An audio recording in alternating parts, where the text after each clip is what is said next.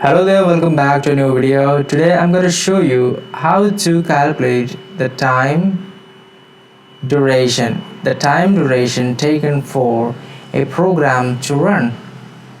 So this is our code block inside our main method. So I'm going to be putting that code block, and this program is going to count all the way from 0 to 1 billion, and I want to know what time it will take for this program to run. So I'm going to be putting that inside our measuring method. This is a measure time method which Kotlin provide in their standard library.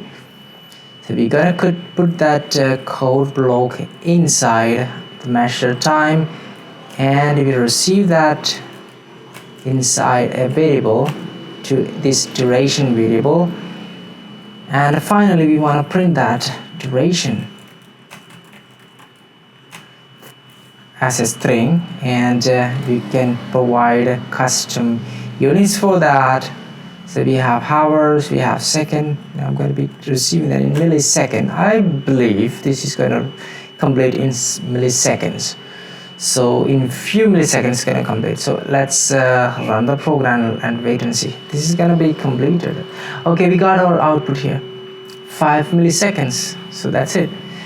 This is how you can measure the time for any code to run.